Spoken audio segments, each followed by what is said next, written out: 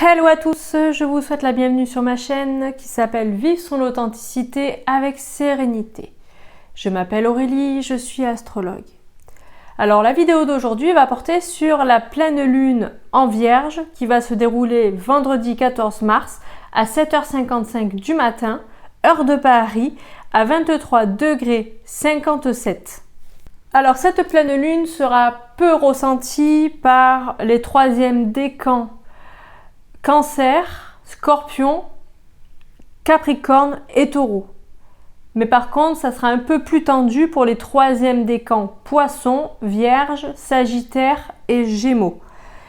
Vous risquez de vivre, on va dire, quelques jours un peu avec de la tension ou encore des difficultés à dormir 1 ou 2 jours avant et 1 ou 2 jours après la pleine lune. Mais comme je dis à chaque fois, rassurez-vous, ce n'est que des périodes très courtes, les influences de la pleine lune. Ça ne dure jamais très longtemps. Alors déjà, la lune, au moment de la pleine lune, se trouvera en Vierge. Une lune en Vierge, déjà, c'est assez compliqué parce que la lune, qui est quand même un astre intuitif, sensible, qui touche à l'émotionnel, se retrouve en Vierge. Et la Vierge, c'est le mental. C'est tout ce qui touche à l'analyse, tout ce qui touche à la minutie, à la réflexion. Donc quand la lune se trouve en Vierge, ça donne un côté émotionnel trop réfléchi, un mental émotionnel, enfin c'est pas une configuration idéale. Maintenant, je vais commencer par vous parler des différents transits pendant cette période, les différentes prévisions astrologiques. Alors, il y a des prévisions qui vont être favorables et d'autres un peu moins. Donc, nous commençons par la principale, l'opposition exacte entre la Lune et le Soleil. Donc, comme je vous dis à chaque fois lors de pleine lune, c'est un aspect de tension qui fait qu'en fait, il y a un tiraillement entre notre partie consciente et inconsciente, ce qui fait qu'il y a des personnes pendant cette pleine lune qui vont se retrouver, on va dire, tiraillées entre tout ce qui est extérieur, c'est-à-dire le quotidien, la vie et le travail, par exemple, avec leur intériorité, c'est-à-dire leurs émotions, leur sensibilité et leur intuition.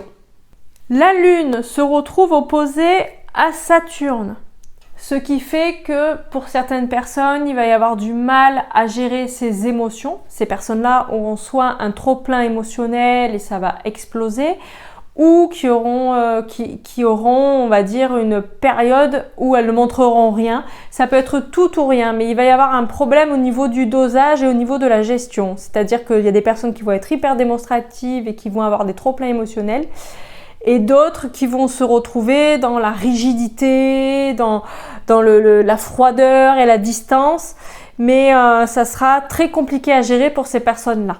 De même, dans le même registre, nous avons le Soleil qui sera conjoint aussi à Saturne, et là c'est pareil, il risque d'avoir des personnes qui risquent de vivre des épisodes un peu pessimistes, un peu rigides, un peu froids. C'est une période qui va être très rapide, mais il risque d'avoir des personnes qui vont voir les choses en noir, qui vont... une période où, par exemple, pour certaines personnes, c'est pas le moment d'entreprendre un projet ou de prévoir des choses, on va dire, assez importantes. De même, Neptune se retrouve opposé à la Lune, donc...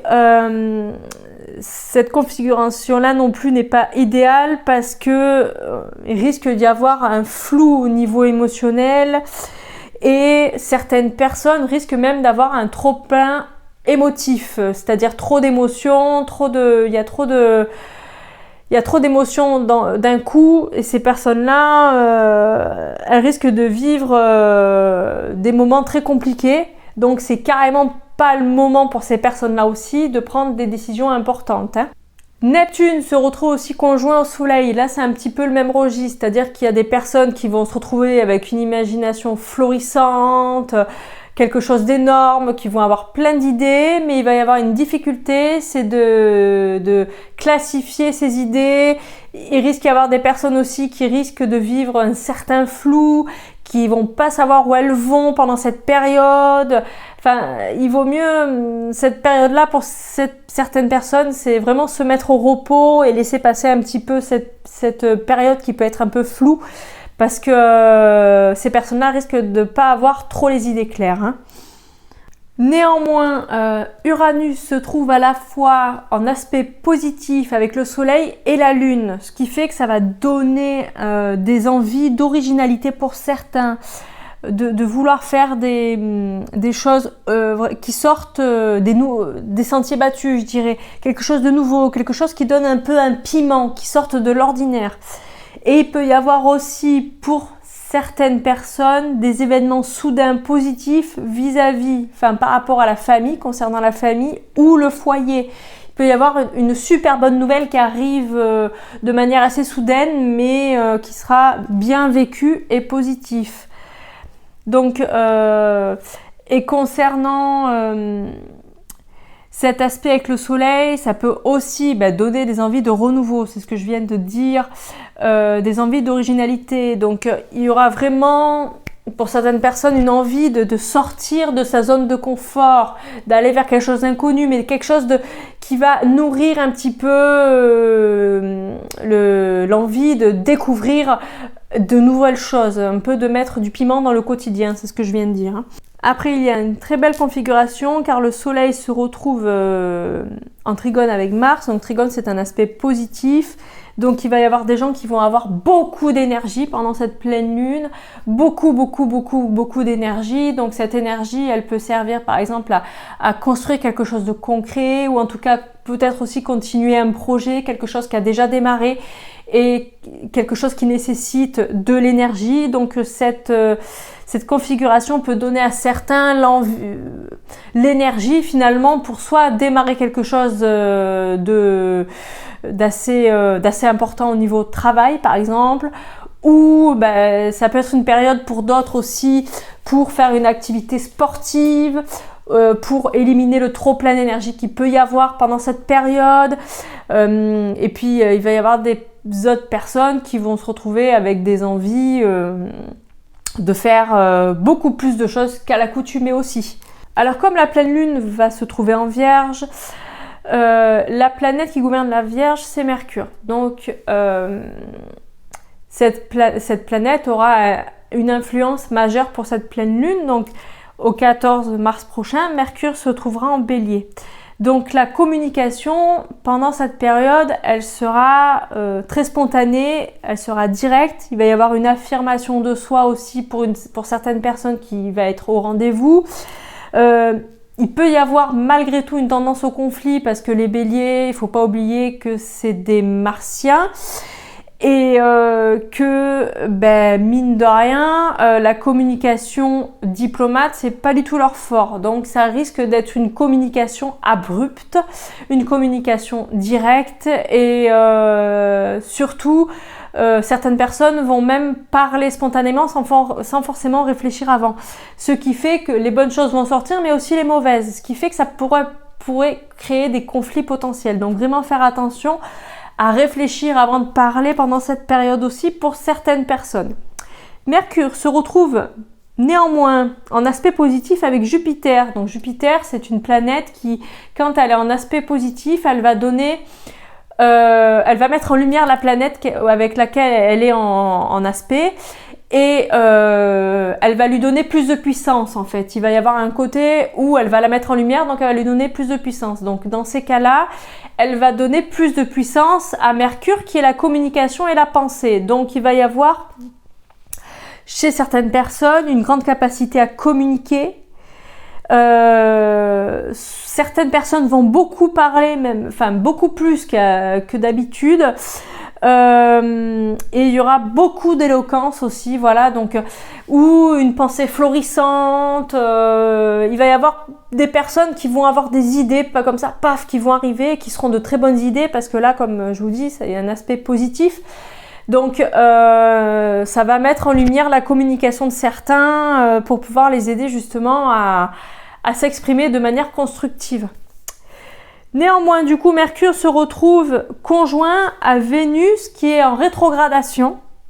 Donc là, c'est une période où certaines personnes vont se rappeler de leur passé et dans le domaine amoureux. Donc certaines personnes vont parler ou penser à leurs ex. Donc il y a certaines personnes qui vont aller peut-être recontacter leurs ex, ou qui vont parler de leurs ex à leurs amis, à leur entourage, ou qui vont penser à leurs ex ou à leurs histoires passées. Il y a vraiment un retour en arrière concernant l'amour, et soit dans la communication, ou dans la pensée, ou dans la réflexion, ou dans le mental. Donc il va y avoir une pleine lune de cet ordre-là. Donc je viens de finir de vous énoncer ce qui va se passer donc vendredi. Donc si ma vidéo vous a plu, vous pouvez commenter, partager ou liker, ou encore vous abonner à ma chaîne si ce n'est pas encore fait. Alors il y a 20% sur mes tarifs jusqu'à samedi en concernant mes prestations en astrologie. Donc pour les gens qui seraient tentés pour connaître leur thème astral, ou pour connaître leurs prévisions astrologiques personnalisées dans les mois qui arrivent, ou encore vouloir vivre une consultation en étude de compatibilité. Une étude de compatibilité, c'est le fait de superposer deux thèmes astro pour pouvoir connaître le taux de compatibilité en amour, ou ça peut être en amitié, ou dans le domaine du travail, ou encore dans la famille, parce qu'on peut faire des compatibilités aussi parents-enfants. Enfin, il y a différents types de compatibilité. Je fais aussi des études par domaine, donc c'est un domaine ça peut être un domaine de vie, donc ça peut être le domaine professionnel, le domaine amoureux, ou ce que vous voulez. Enfin, on peut faire des études pour tous les domaines de vie. Donc si cela vous parle et que vous avez envie d'en apprendre davantage sur vous-même, ou que vous vivez quelque chose, un événement en ce moment qui est assez, on va dire, prenant dans votre vie, et que vous voulez savoir pourquoi, vous pouvez me contacter. Et donc, comme je vous dis, il y a moins 20% jusqu'à samedi. Donc toutes les modalités pour me contacter sont sous la vidéo dans la barre de description. Donc voilà. Donc maintenant, je vais vous souhaiter une belle journée ou une belle soirée. Tout dépend le moment où vous regardez ma vidéo. Et je vous dis à bientôt. Merci à tous.